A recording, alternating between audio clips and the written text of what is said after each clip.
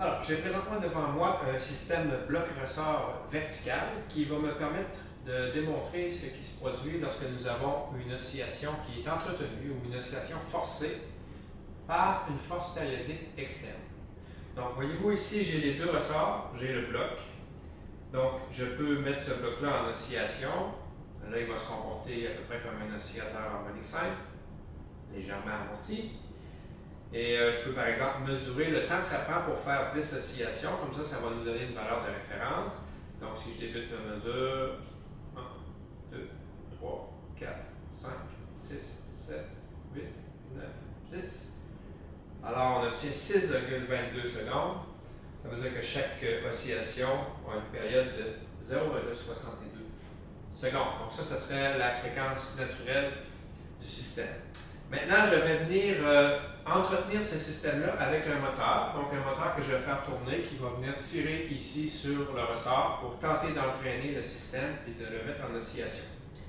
Donc, on va débuter en allumant le moteur avec une fréquence qui est relativement basse. Donc, par exemple, vous voyez ici le mouvement du moteur qui entraîne la corde et qui va venir entraîner notre système bloc-ressort par l'entremise de la corde ici. Donc, si je mesure le temps que ça prend pour faire 10 oscillations de la force excitatrice du moteur, je commence ma mesure. 1, 2, 3, 4, 5, 6, 7, 8, 9, 10. Donc, j'obtiens 7,69 secondes. Donc, j'ai vraiment une période qui est plus élevée que celle que nous avions pour le système en état d'oscillation harmonique simple. Donc, je suis à basse fréquence. Donc, qu'est-ce qu'on constate à basse fréquence? Bien, tout d'abord, voyez-vous, le bloc est entraîné avec une certaine amplitude, mais l'amplitude est très faible. On parle d'une oscillation de l'ordre de 1 cm ou 2. Et si vous regardez le mouvement du bloc par rapport à la force qui essaie de l'entraîner, les deux semblent osciller ensemble. Donc, ça voudrait dire que le bloc est en phase avec la force excitatrice, le déphasage est de 0. C'est ce que nous avions décrit tout à l'heure à basse fréquence. On va aller maintenant à haute fréquence. Donc, vous voyez, j'ai augmenté la vitesse de rotation du moteur. Je vais mesurer sa période encore une fois pour avoir une idée de qu'on est à haute fréquence. 1, 2, 3, 4, 5, 6, 7, 8, 9, 10. J'obtiens 5,34, donc c'est beaucoup plus faible que le 6,22 qu'on avait tantôt pour la situation harmonique simple. Donc, c'est un cas à haute fréquence. Comme nous sommes à haute fréquence, bien, encore une fois, vous voyez l'oscillation a une amplitude qui est relativement faible, quelques centimètres tout au plus. Donc, on est dans la portion de la courbe de résonance qui est à droite, où les fréquences sont élevées et où l'amplitude est faible. Si vous regardez maintenant le mouvement du bloc par rapport à la force excitatrice, ils ont tendance à aller à l'inverse l'un de l'autre. Donc, c'est peut-être pas si évident à voir, mais ça correspond au résultat que le déphasage, lorsqu'on est à haute fréquence, se rapproche de pi.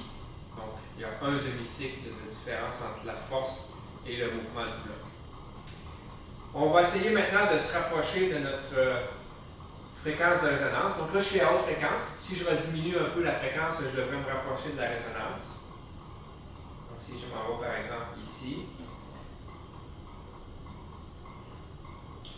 Donc on va aller mesurer la période, le temps que ça prend pour 10 oscillations du moteur, pour voir où on se situe. 1, 2, 3, 4, 5, 6, 7, 8, 9, 10. 5,93. Donc, je me rapproche du 6,2 que nous avions tout à l'heure. Et là, vous observez tout de suite que l'oscillation est plus importante que ce que nous avions tout à l'heure. On se rapproche, si on veut, de la résonance. Et là, je pourrais modifier la fréquence un peu, aller du côté des basses fréquences, mais en étant quand même proche du pic. Donc, je vais mesurer ma fréquence. 1, 2, 3, 4, 5, 6, 7, 8, 9, 10. J'obtiens 6,7. Donc, par rapport à 6.2, c'est un peu plus long, donc ma fréquence est un peu plus faible.